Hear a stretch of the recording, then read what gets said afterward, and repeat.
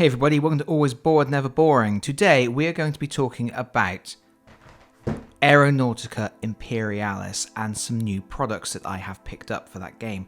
However, we're going to be sort of talking around the houses a little bit. We're going to touch on a few different subjects. We're going to start off talking about the speed at which Games Workshop moves, the speed at which they release products and remove those products from sale. This is something that has directly affected me recently, but it's also something that I think about sometimes because quite often in my Blackstone Fortress content, people in the comments will say, is this expansion worth picking up now or should I wait? Which one should I get first? And I will go through which expansions I think are the best and which are the ones I think you can safely delay getting. But here's the thing.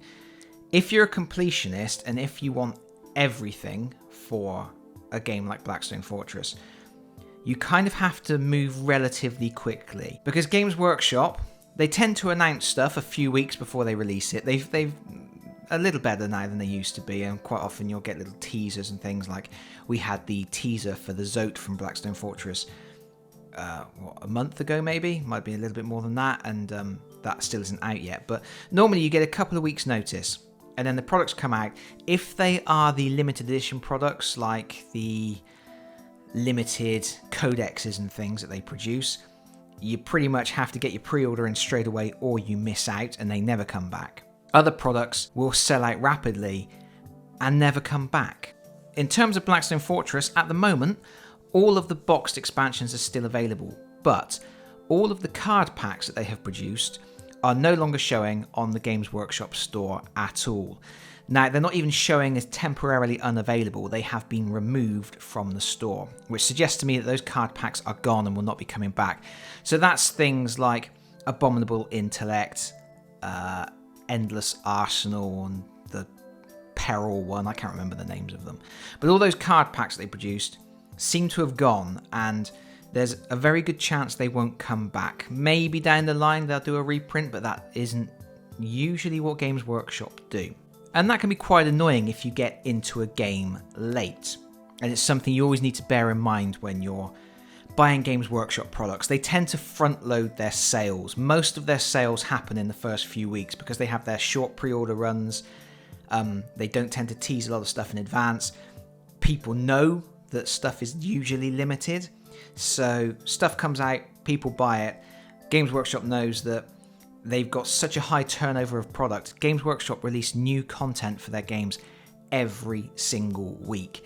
And they only have so much shelf space in their stores. So they know that after those first few weeks of high sales, it's just dead space on the shelves. So those products have to come off so that new products can come on. It's an endless grind. It is the Games Workshop grind of new products, and it's something you have to be aware of when you're getting involved in Games Workshop.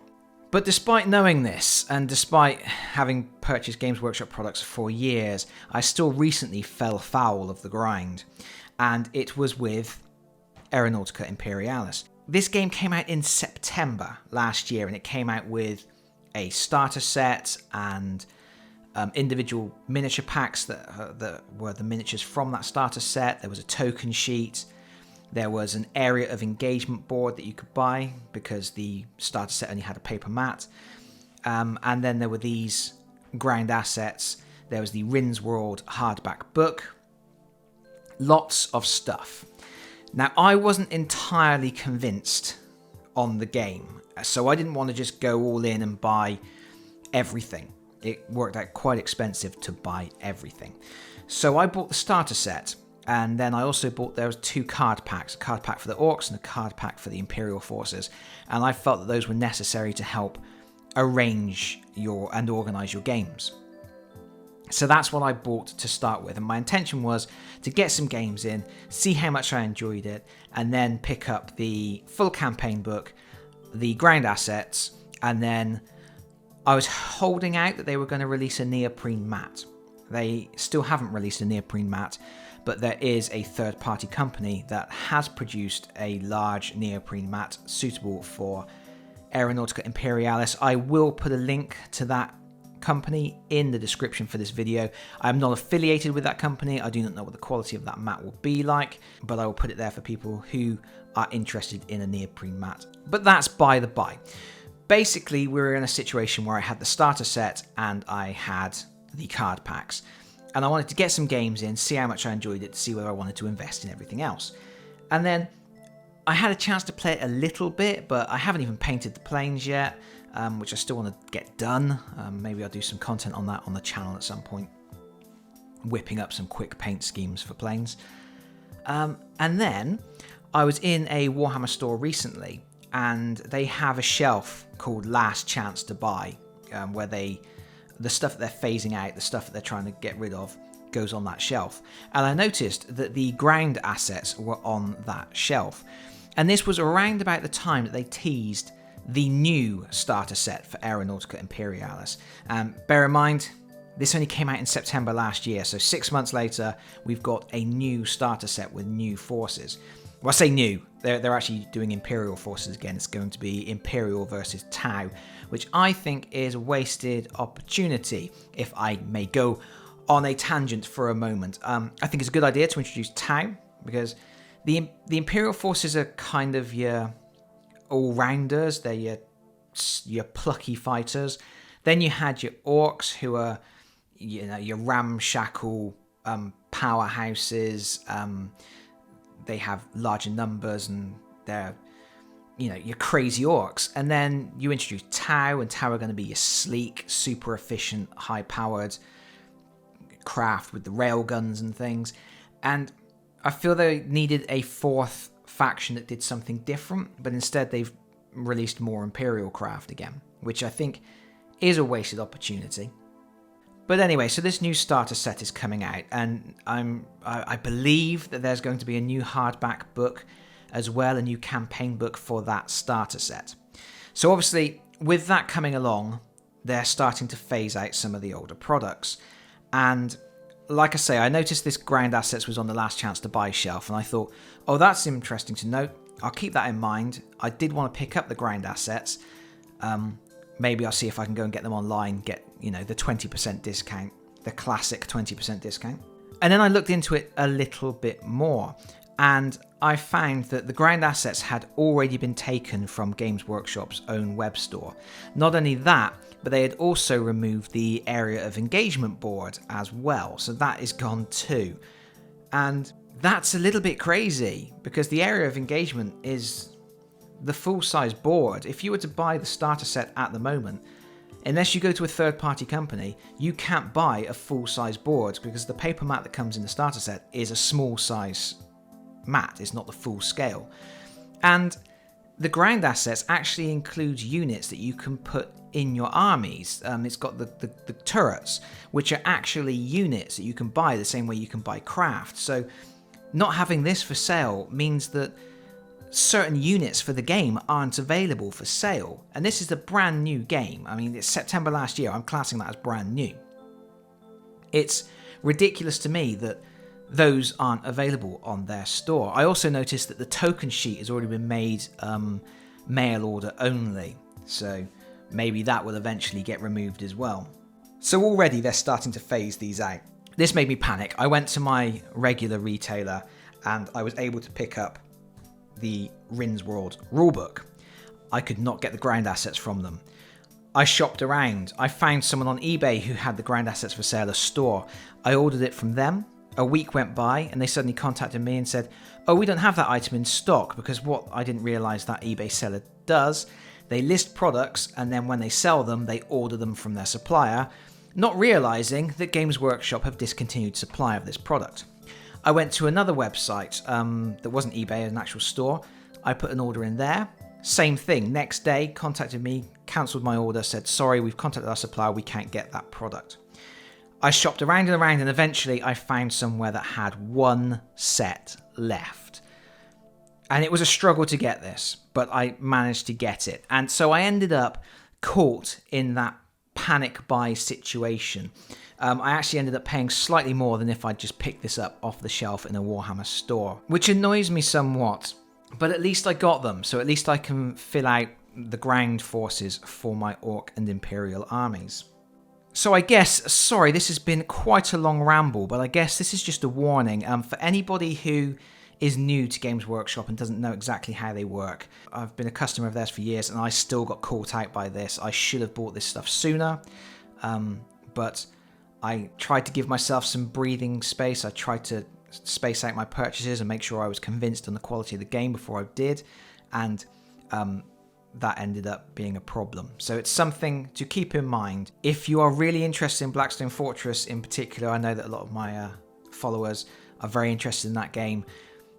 Just, yeah, keep an eye on stock levels for the expansions for that game so you don't miss out on things. With that out of the way, we're going to take a quick look at these two products. So, first of all, we have the Rins World Air War campaign book. Now, I am a sucker for beautifully produced hardback rules books. So, I'm going to get that out of the way right away, that I do like a nice hardback rules book. It's something, I don't know, it's just, I'm a big fan of books in general, and having a really nice hardback book with a little ribbon marker and stuff in it that you can sit and pore over at your leisure. I do enjoy that more than having something like the rulebook that comes in the starter set, which is a cut down rulebook. Having said that, this book does not need to exist. This was, like I say, I enjoy a nice hardback book and it is beautifully produced. It's really good quality, but I think they charge £22 full retail for this. And it barely has more content than this starter set book. It really is, it feels like they purposefully took a few rules out and put them in this book to make you have to buy this book. They could easily have put the contents in here. How easily could they have done it? This rulebook is actually 38 pages long. This rulebook, if we go to the end, is 88 pages long. So there's not a huge amount more in this book. And in fact, the main thing that you're getting in this book, you're getting some extra scenarios that are specific to the Rins World campaign. You're getting some campaign rules, which are, frankly, pretty poor.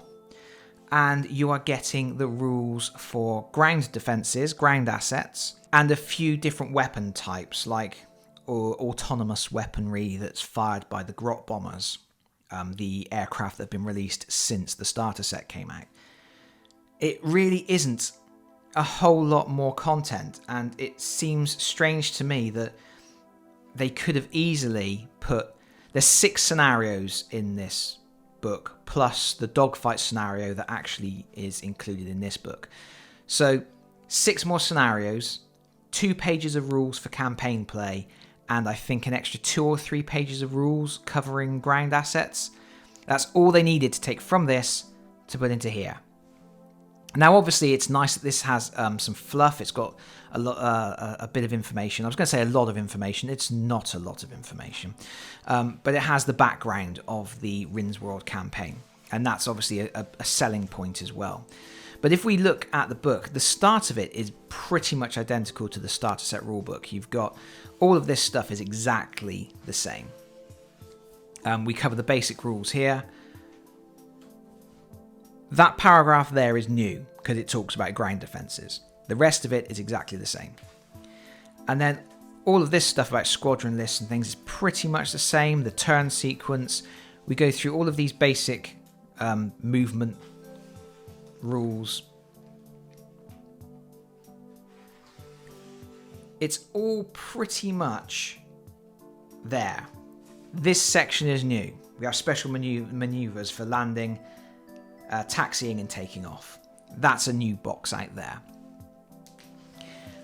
And then in the firing section, it obviously covers land to air shooting and bombing runs, stuff that relates specifically to ground assets. And that adds about 3 pages to the rules. But as you can see, I mean, it's beautifully laid out and it's got really nice line art throughout. I really enjoy this artwork. I call it line art. I wonder how much of it was actually done on computers and made to look like line art. But really nicely laid out. It's a beautifully produced book, and I can't knock that at all. But the air to ground and the ground to air rules cover an extra, I think, maybe 3 pages compared to the starter set rules. So there's not a lot extra there, and this whole section on ending the game is the same again. And sorry, if you were expecting me to go through the rules, I'm not doing that here. I'm just having a little rant, really. This isn't, I guess, this isn't the right video for me to talk about exactly how the game plays. I think that's probably been covered by a lot of other YouTubers at this point. I'm somewhat behind the curve. We've got this section here. This is the new section. This is the fluff, and it's the Rins World Air War. And I guess this is a big selling point for the book because it's the setting. It sets the scene for this particular campaign.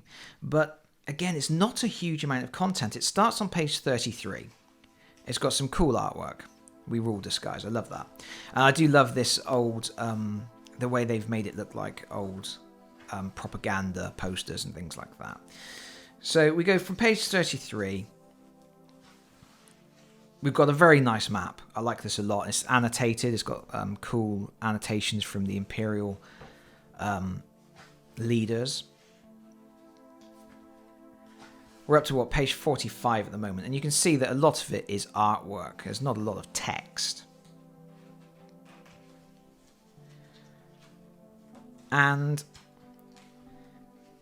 that's it. We have our epilogue here at page 49. So we've gone from page 33 to page 49, and that's the entirety of the fluff section.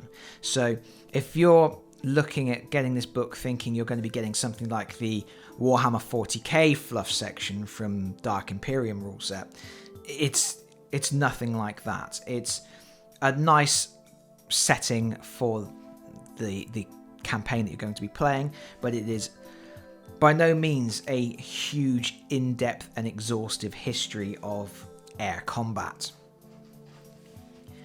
And then we're into the scenarios. So this section here, there's a few new bits in the scenarios. It covers terrain height and things like landing zones. I think in the starter set, the only thing it covers is bad weather and night fighting. The dogfight is in the starter set rules. And then you get your set of scenarios, which you can link together to basically recreate the battle for Ryn's World. And I think there's 6.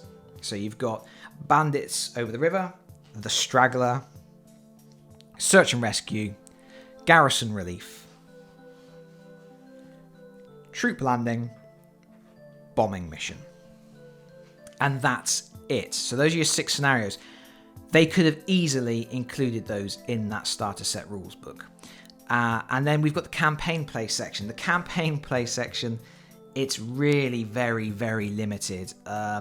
If you play something like Necromunda or Kill Team, this isn't even on a par with that. This is more on a scale of Gangs of Camorra, if anybody ever played that Games Workshop game with the Dark Elder. So we basically have, you set a points value for your campaign. Everybody buys a squad that fills out that point value. If planes die during the campaign, you immediately get to replace it with another plane of equal points. It doesn't have to be the same type, but the points values have to add up. So if your plane cost 20 points and it died, you have to replace it with a plane that's worth 20 points, and you can buy add-ons and things to make it up to those points as needed. And then beyond that, you have a very rudimentary experience system where you get to become an ace pilot if you survive a certain number of games, and every time you kill an enemy craft, a plane will get a kill point, and then when you get 5 kill points and then 10 kill points, you get to roll a d6 and you get abilities from this chart. That's it. that's your entire campaign system. That's your entire campaign rules. Again, 2 pages that they could have easily put in that starter set rulebook. And yes, I know why they didn't. They want people to buy the nice hardback rulebooks. And I guess to a certain extent, like I say, I'm a sucker for a hardback rulebook. So there's a potential that I would have gone and bought this anyway, even if all of those rules had been in the starter set. But if you look at the Kill Team starter set, and I know we're dealing with a vastly different product there, because the Aeronautica Imperialis starter set was definitely a pared down experience. It was much more of a starter set, whereas Kill Team was almost like a whole experience in a box with all the terrain and the teams and everything else. But the Kill Team rulebook was so comprehensive. It was so generous in what it provided. It was a big, thick book with all of the history, all of the background, all of the teams, all of the rules. It was a fantastic book, and they could have done something similar for Aeronautica Imperialis without even needing a massive thick book like that. I mean, they've proven that 88 pages in this hardback book is more than enough to cover it. They could have done it in this with a couple of pages of background fluff and then the scenarios and the campaign play, and it would have maybe been another 10-12 pages long. So that is a little bit on the disappointing side. Once you pass your campaign section, again, more nice artwork. I can't flip the pages today. We're into the squadron list, and this is predominantly the same as in the starter rules again. The only difference being it has all of the planes that are in the starter sets, and then it has one page that talks about the different ground defenses that are available. I already knew about those because I bought the card packs with the starter set, which has cards for those particular units. Units that people may not be able to buy now. It also has a double page spread for the Imperial Aces, which again are included in the card packs. And that's the same in the Orc section. You've got all of the Orc planes that we already knew about, the Heavy Bomber, and then we've got the ground defenses. And my fingers are not working on the paper. They won't do it. And then we have the Orc Aces there. And then we have a quick reference thing here. This was actually a separate thing in the starter set. They had the quick reference stuff. And then, right at the end, we have the movement diagrams and the token sheets, which again, separate things that were in the starter set. And to be honest, this was actually a shrink-wrapped product. And I think for the £22, they could have included a separate movement diagram sheet and a punch board of those tokens. I think for the £22, they could easily have put those two in the shrink wrap, wrapped it up. They'd already produced them for the starter set, and this token sheet, when added to the token sheet from the starter set, would have been more than enough tokens without having to buy another token sheet separately again. So yeah, some missed opportunities there just for added value. And that's it. That's the whole book. Like I say, beautifully produced, lovely artwork. I mean, just the cover of the book alone is fantastic. It's just really nicely laid out, and I haven't noticed any particular errors as I've been reading through it. Nothing has immediately stood out. It seems pretty comprehensive. I just feel that it possibly didn't need to exist. But hey, I guess that's just me. I'm going to put this to one side for a moment so we can take a very quick look at the ground assets. So the ground assets is a single frame of miniatures to cover the Imperial forces and the Orc forces. Retails at £25, and like I say, hard to find now. And it has in it 4 Hydra flak battery guns, 2 Manticore missile batteries, 2 Imperial ground targets, 4 flak platforms, 2 Evi flak cannons, 2 Orc ground targets.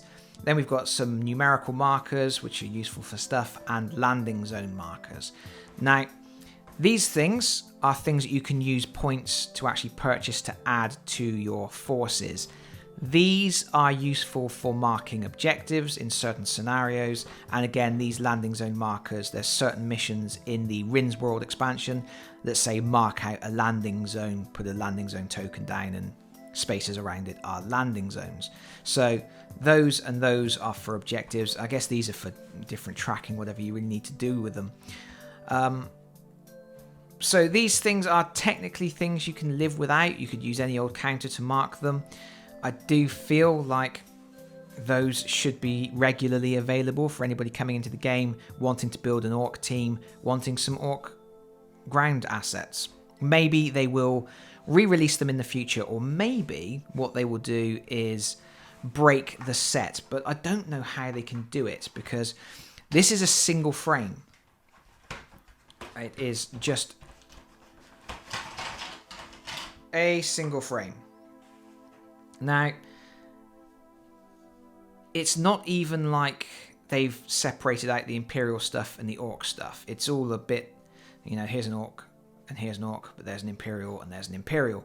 So it's not like they can just split the frame into two products, repackage them and sell them specifically for people who are collecting those factions, which is something that sometimes happens with starter sets. They bundle forces together for a starter set. Later on, they split those forces out and sell them individually for slightly more, but it's a way for people to get those particular things for their faction. Maybe they're going to retool these, but I don't see why they would invest in new tooling to do that. It's odd. It's an odd thing that these aren't available at the moment. They are really, really nice. Absolutely beautiful. The molding is incredible. I mean, obviously it's Games Workshop. The molding's always incredible, but the detailing is absolutely beautiful. I'm incredibly impressed with them. These, for me, are going to get the quickest of quickest paint jobs. I'm almost certainly just going to do metal, null and oil, dry brush, pick out a few details, and that'll be it. And for the Imperial stuff, I will use a brass colour instead, as they have done on the back of the box, just because I like that. And it will get them done and on the table quickly. Some of these bits are so tiny, I'm sure there was no need for them to make some of this stuff as tiny as it is. It could have been part of larger elements, maybe. This kind of reminds me of it's going to bug me now because it's gone out of my head, and I'm not going to pause the camera and go and look it up. But they used to do the campaign tiles for Fantasy Battle, where the hexagon tiles where you could make maps for your campaigns. And someone will put it in the comments what the name of that product was, but it's gone from my head at the moment. And yeah, it kind of reminds me a little bit of that. Obviously, completely different product, but it's just something about the very tiny, meticulous detailing. That's what it brings to mind, because with that map set, you had the little hexes, and then you could put little castles and things on them. It was nice. I liked it a lot. Those are good. I like that. Good. I don't think I've got a lot more to say about that, really. It's a nice set of bits and bobs. I think, is it going to be something you're going to miss if you get into the game now and you can't get them? I think you'll miss the guns. I mean, you can use tokens and stuff and just put a token on the board and say, okay, that's my gun. But if you're doing that, why are you playing miniatures games? Hopefully this will come back into stock. Hopefully it's just a temporary thing. But like I say, it hasn't been moved to temporarily unavailable on the Games Workshop store. It has been removed completely. And with a new starter set coming out, which has Tau instead of Orcs, my impression is that we will be getting a new set of ground assets that has the Tau stuff on there. But I guess that's it, really. I don't think I've got a lot more to say at this point. I think I've probably said more than enough. Thank you so much for watching this video. If you have liked it, please consider pressing the like button. If you really liked it, please consider subscribing if you don't already do so. And hopefully, I will see you all again very soon. Bye-bye, everyone. Bye-bye.